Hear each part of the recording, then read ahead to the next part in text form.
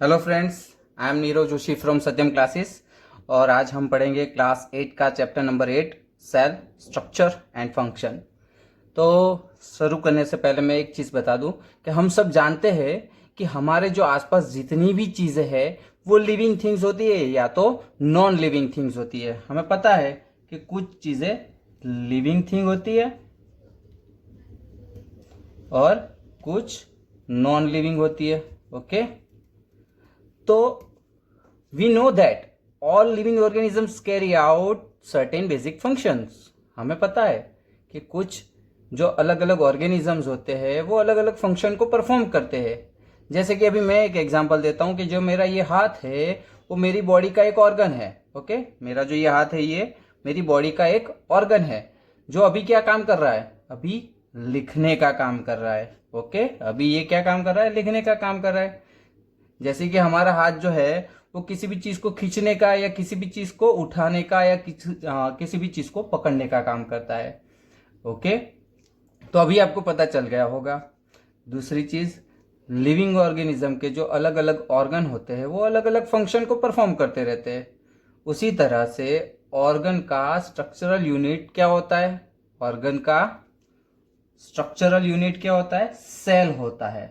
Okay, organ का structural unit क्या होता है, स्ट्रक्चरल यूनिट सेल होता है। ओके, ऑर्गन का स्ट्रक्चरल यूनिट सेल होता है। Okay, so we can say that basic structural unit of an organ which is the cell. Basic structural unit of an organ which is the cell। Okay, तो हम अभी ये कह सकते हैं कि जो हमारा बेसिक स्ट्रक्चरल यूनिट है वो सेल है। अब सेल को हमें कंपेयर करना है, तो हम सेल को किसके साथ कंपेयर कर सकते हैं, तो सेल को हम ब्रिक्स के साथ, सेल में be compared with to bricks. Okay, हम उसको ब्रिक्स के साथ कंपेयर कर सकते हैं। अब क्वेश्चन अराइज हुआ, ब्रिक्स क्या है, ब्रिक्स मतलब कि ईंटे। मतलब कि यहाँ पे हम क्या कह रहे हैं कि जो हमारी जो ब्रिक्स है उसको हम कंपेयर करना चाहेंगे सेल के साथ।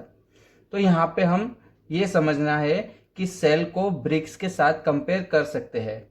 जैसे कि बहुत सारी ईंटे इकट्ठा होके, बहुत सारी जो ईंटे है, ओके, बहुत सारी जो ईंटें है हमारी इकट्ठा होके क्या बनाएगी, बिल्डिंग बनाएगी।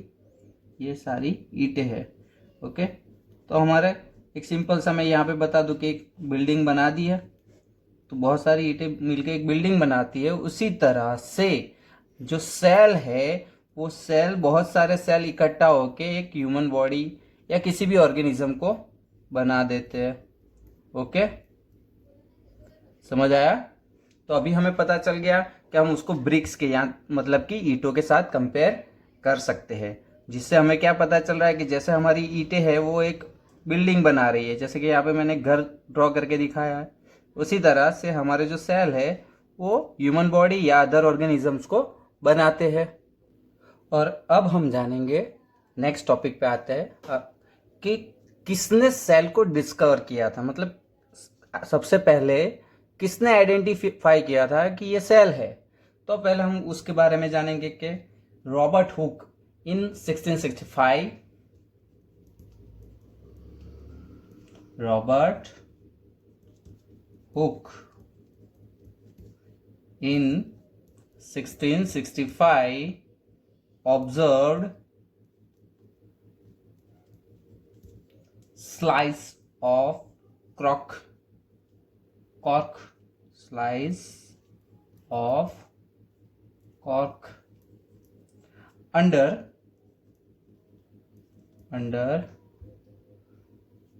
simple magnifying device, otherwise we can say that simple compound microscope। okay, under simple magnifying magnifying device. We can say that simple compound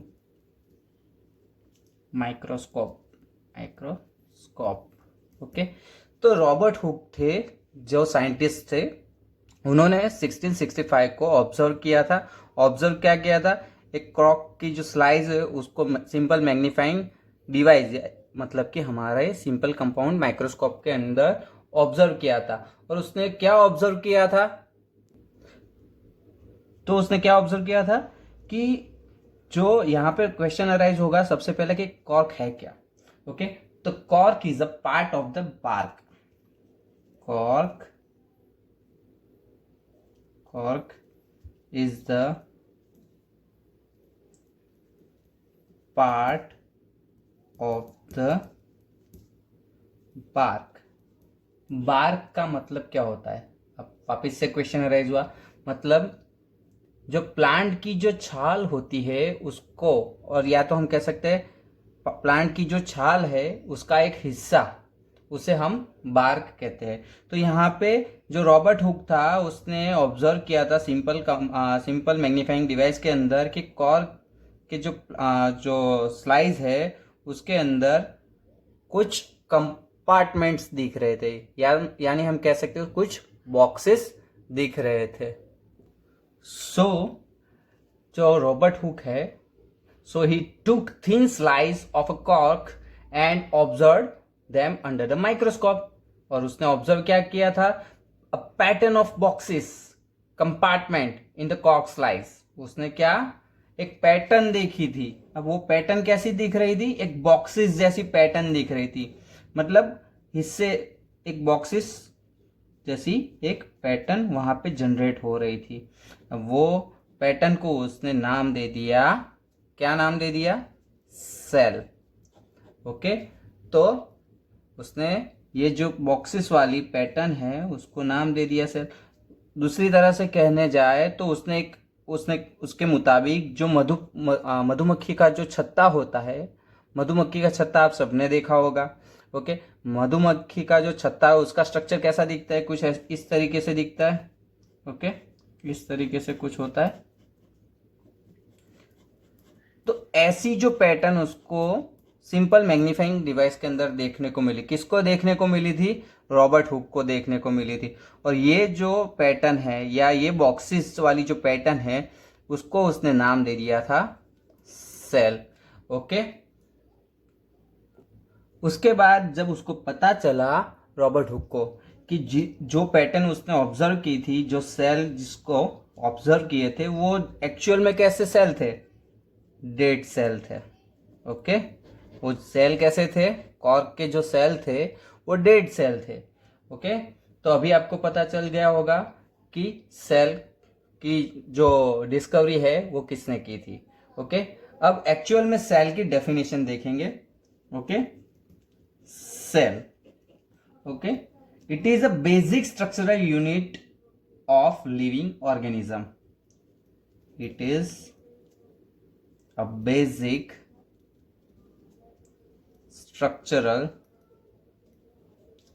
unit of, क्या होगा, लिविंग ऑर्गेनिज्म।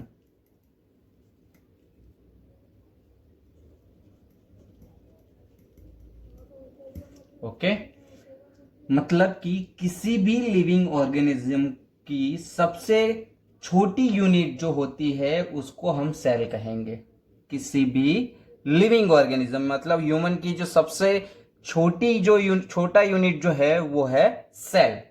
ओके, और सेल को हम माइक्रोस्कोप में identify कर सकते हैं। Cell को हम किस में आइडेंटिफाई कर पाएंगे, माइक्रोस्कोप में, क्योंकि वो इतने छोटे होते हैं उसको हम हमारी आंखों से देख नहीं सकते, इसलिए उसके लिए हमें माइक्रोस्कोप का यूज करना पड़ता है। एक और जैसे कि और एक ह्यूमन बॉडी के अंदर एक सिंपल चीज है, सेल हमारी ह्यूमन बॉडी में कितने होते हैं, मतलब ह्यूमन बॉडी के अंदर कितने सेल्स होते हैं। तो फ्रेंड्स, ह्यूमन बॉडी के अंदर ट्रिलियंस ऑफ सेल्स होते हैं। Human body has trillions of cells, trillions of cells which varies in size and shape.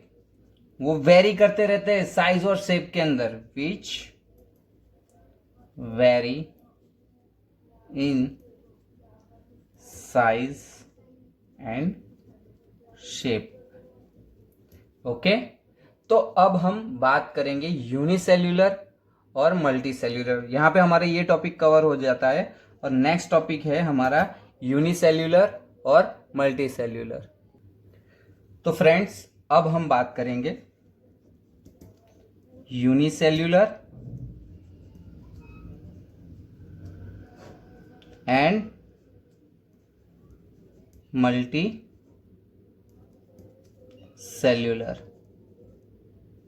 Okay, तो यूनिसेल्यूलर और मल्टी सेल्यूलर ऑर्गेनिज्म किसको बोलते हैं? सबसे पहली चीज तो पहले हम यूनिसेल्यूलर और मल्टी सेल्यूलर का मीनिंग जानने का ट्राई करते हैं कि एक्चुअल में यूनिसेल्यूलर और मल्टी सेल्यूलर का मीनिंग क्या है. तो फ्रेंड्स, पहले हम यूनिसेल्यूलर का देख लेते हैं. Unicellular.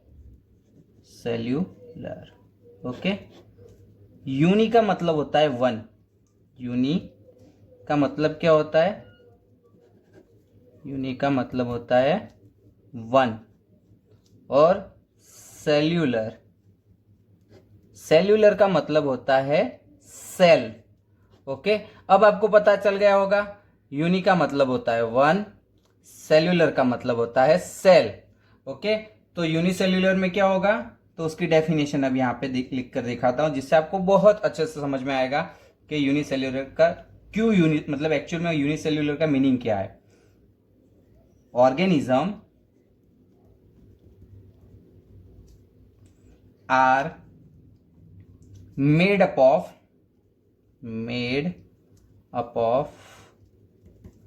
single cell is called unicellular. Okay, जो ऑर्गेनिज्म सिंगल सेल से बने होते हैं उसे हम यूनिसेल्यूलर ऑर्गेनिज्म कहते हैं. मतलब कि हमारे जो अमीबा है और पैरामीशियम, एग्जाम्पल भी लिख लेते हैं. एग्जाम्पल हमारा अमीबा और दूसरा एग्जाम्पल ले लेते हैं पैरामीशियम, जो यूनिसेल्यूलर है. ओके, अमीबा और पैरामीशियम जो सिंगल सेल से बने होते हैं. ओके, दूसरा हमारा आता है multi cellular. Multi cellular. Okay, अब मल्टी का यहां पे मीनिंग होता है, मल्टी का मीनिंग होता है मैनी. मैनी मतलब कि एक से ज्यादा मतलब मैनी. ओके, तो यहां पे मल्टी का मतलब होता है मैनी. मैनी को हम क्या कहते हैं? एक से ज्यादा. और सेल्यूलर का मीनिंग तो आपको पता ही होगा. अब सेल्यूलर का मीनिंग होगा, क्या होगा? सेल. ओके, तो हमें अब पता चल गया कि एक से ज्यादा सेल के जो ऑर्गेनिज्म बने होंगे उसको हम मल्टी सेल्यूलर ऑर्गेनिज्म कहेंगे. ओके, वापिस से बोल रहा हूं, मल्टी सेल्यूलर ऑर्गेनिज्म हम किसको बोलेंगे? जो ऑर्गेनिज्म एक से ज्यादा सेल से बना होगा उसे हम मल्टी सेल्यूलर ऑर्गेनिज्म कहेंगे. उसकी डेफिनेशन आपको लिख के दिखाता हूं. Organism made up of more than one cell are called organism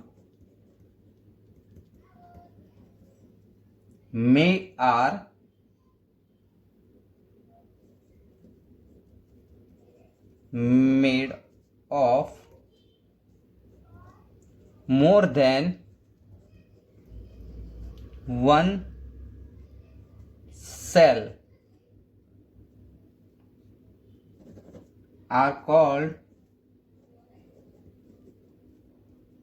multicellular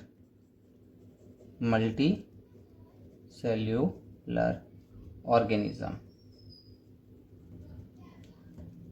जो organism more than one cell, एक सेल से ज़्यादा सेल, मतलब एक से ज़्यादा सेल से बना होगा उसको हम क्या बोलेंगे?